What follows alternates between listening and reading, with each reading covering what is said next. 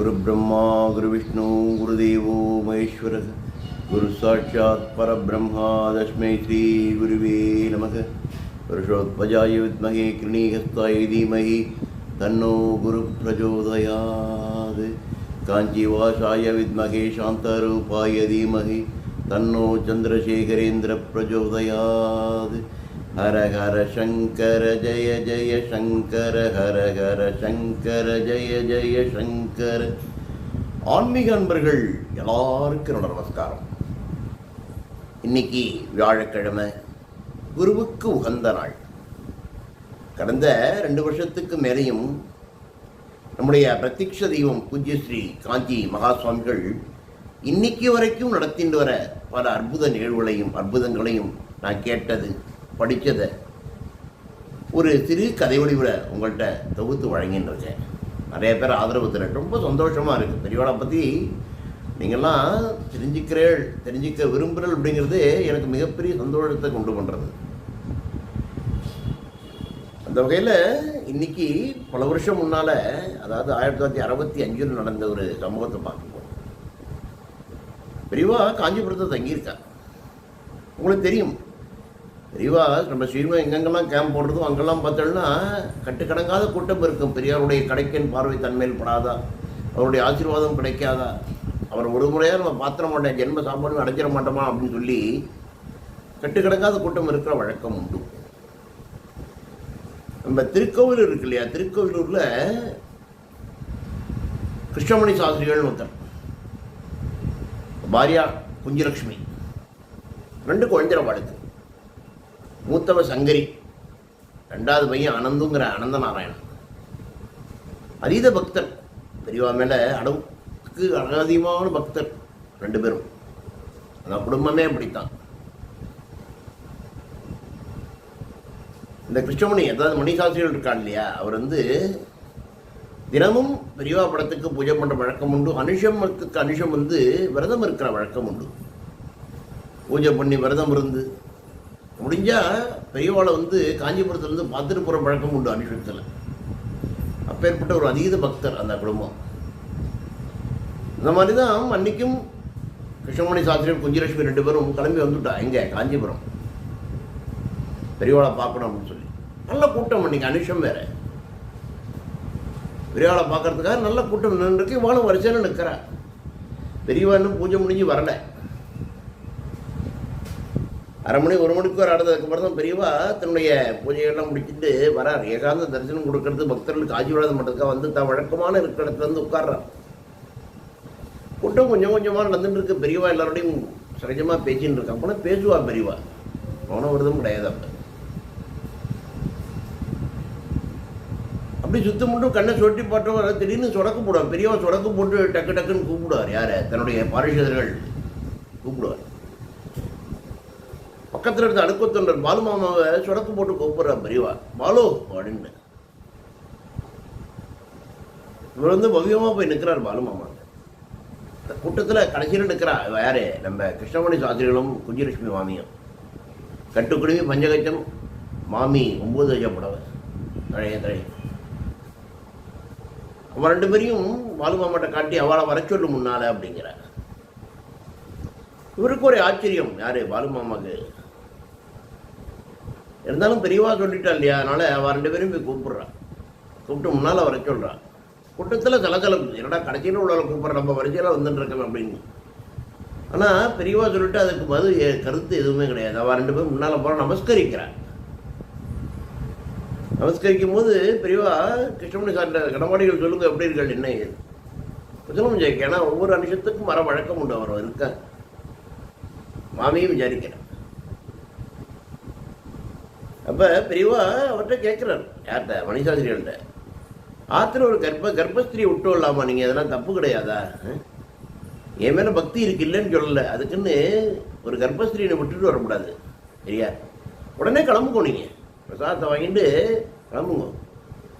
உங்கள் ஆற்றுல வம்சவிருத்தி உண்டாக போகிறது. இப்போ அது மட்டும் இல்லாமல் உங்கள் ஆற்றுக்கு குழந்தை இருக்கானே, அவன் வடக்கு போகிறதுக்கான நேரம் வந்துடுத்து அப்படிங்கிற. இவாளை தூக்கி வாரிப்பது ஒன்றுமே. இவா எதுவுமே பெரியவாள்கிட்ட சொல்லலை. பெரியவாளுக்கு எப்படி தெரிஞ்சது அப்படிங்கிறது மிகப்பெரிய ஒரு அதிசயம். சரின்னு சொல்லிட்டு பெரியவா நமஸ்கரிச்சுட்டு பெரியவா அக்ஷதை குங்குமம் பழம் கொடுத்து ஆசீர்வாதம் பண்ண அனுப்புகிறா.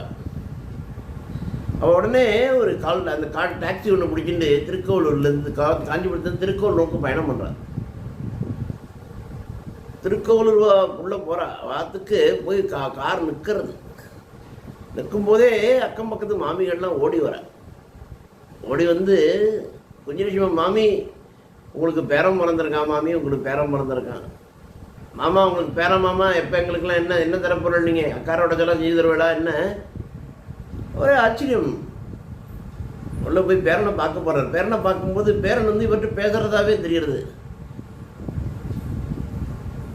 என்னை பார்க்க வந்துட்டியா அவள்னு சொல்லி பேசுகிற மாதிரி தெரியுது. அந்த அந்த குரல் கேட்குறது, பேரனுடைய குரல் கேட்குற மாதிரி இவருக்கு மனசில் ஒரு இது கிடைக்கிறது. அது பெரியவா பேசுகிற குரல் மாதிரியே இருக்கு. பேரனை பார்த்துட்டே இருக்கார். ஏன்னா அப்பெல்லாம் பார்த்தேன்னா புள்ள பார்த்தா அந்த ரூமுக்கு யாரும் போக மாட்டான் வெளியிலேருந்து. அதாவது ஆச்சாரங்கிறது கிடையாது, அது வந்து சயின்டிஃபிக்காகவே வந்து போனால் அந்த தொற்றும் சின்ன குழந்தைக்கு தொட்டிடும், இந்த கர்ப்பஸ்திரிக்கு தொத்திடும் இம்மிடியேட்டாக. ஏன்னா பச்சை மண் இல்லையா, வாழ டக்குன்னு படிச்சுடுத்துனா என்ன பண்ணுறது, குழம்பு சரியாக போடும், குழந்தையோட அம்மா குழம்பு சரியில்லாம போடுங்கிறதுனால யாரும் உள்ளே போட்டால் வெளியே நின்று பார்த்துட்டு இருக்கேன். அந்த குஞ்சலட்சுமி மாவட்டம் போகிறா, டக்குன்னு குளிச்சுட்டு நேராக போய் பேரனை தான் கையில் எடுத்துட்டு கொஞ்சம் ஆரம்பிச்சு. அரை மணிக்கூரம் ஆயிருக்கும். வாசலில் மணி சத்தம் கேட்கறது, இது சைக்கிள் பெல்லு கிணிங்கினின்னு அடிக்கிறது. அது ஒரு 5:30 இருக்கும். போஸ்ட்மேன், மாமா தந்தி வந்திருக்கு மாமா உங்களுக்கு அப்படிங்க. தந்தி வந்திருக்கு அப்படின்னா தூக்கி வாரி போடுறது. ஏன்னா அந்த காலத்தில் தந்தி வந்திருக்கு அப்படின்னு சொன்னாக்க துயர செய்தி தான் தந்தியாக வரும். தந்தியோட டங்காலம் வந்தால் எல்லாரும் அதான் நினைப்பார். பாலு மாமாவுக்கு ஒரு பக்கம் ஒரு மாதிரி இருக்குது. என்னடா இப்போ ஒரு பேரம் மறந்துங்க, அந்த சமயத்தில் தந்தி வந்திருக்குன்னு சொல்கிறானே அப்படின்னு சொல்லிட்டு சரின்னு கையெழுத்து போட்டு வாங்குறாரு. பாலு மாமா இங்கிலீஷில் ஒன்றும் படிக்க தெரியாது அவருக்கு, வேதம் படிச்சிருக்கார் அவ்வளோதான். யாரு? கிருஷ்ணமணி மாமா.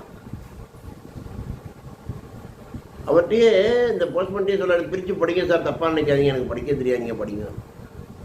எல்லாம் நல்ல சொல்கிறார் மாமா, எல்லாம் நல்ல செய்தியில் தான் மாமா. உங்கள் பிள்ளைக்கு ரயில்வேயில் உத்தியோகத்துக்கு வந்திருக்கு, நாக்பூரில் போஸ்டிங் போட்டிருக்கா, வந்து சேர சொல்லியிருக்கா அடுத்த வாரம் 21ஆம் அதான் அப்படிங்கிற. மாமாவுக்கு ஒரே ஆச்சரியம், சந்தோஷம், குதூகலம். கையில் இருந்த ஒரு 8 அணா கொடுக்குறார். யாருக்கு? போஸ்ட்மேனுக்கு. காப்பி ஆகி குடி அப்படின்னு. அப்போல்லாம் மணி ஆர்டர் வந்தாலும் தந்தி வந்தால் நல்ல செய்திகள் வருது அப்படின்னு சொன்னால் போஸ்ட்மேனுக்கு அன்பளிப்பாக தர பழக்கம் உண்டு. என்ன ஒரு ஆச்சரியமாக இருக்கும், பெரியவாள்கிட்ட இவன் எதுவுமே சொல்லலை. யார்?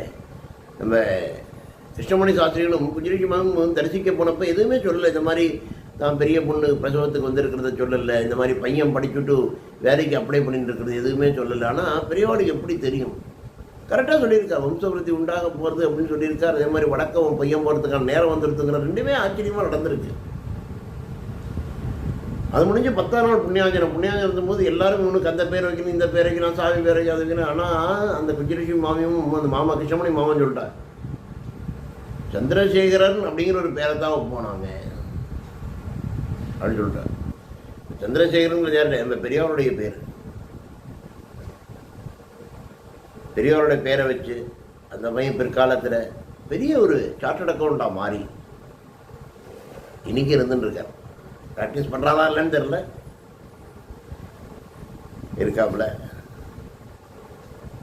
இதில் நம்ம வேலைக்கு போனதுன்னு இதில் ரயில்வேல அந்த காலத்தில் பிகாம் படிச்சுட்டு அதுக்கப்புறம் சைடில் சார்ட்டர்ட் அக்கௌண்ட் பண்ணியிருக்கான். பாஸ் பண்ணிட்டு ரயில்வேல வேலையை விட்டுவிட்டு ப்ரைவேட்டாக ப்ராக்டிஸ் பண்ணிட்டு இருக்கிறதா கேள்வி.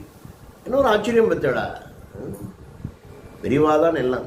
பெரியவாள்கிட்ட நம்மளை ஒப்படைச்சிடும், அவர் பார்த்துப்பார் எல்லாம். புரியுறதா? சாட்சாத் பரமேஸ்வரன் தான் பெரியவா, பெரியவா தான் பரமேஸ்வரன். அது மட்டும் ஞாபகம் வச்சுட்டா போகும். அடுத்த வாரம் மற்றொரு அழகிய நிகழ்வு உங்களை சந்திக்கிறேன். அது வரைக்கும் ஹரஹர சங்கர, ஜெய சங்கர, காஞ்சி சங்கர, கமகோரி சங்கர. எல்லாருக்கும் நமஸ்காரம்.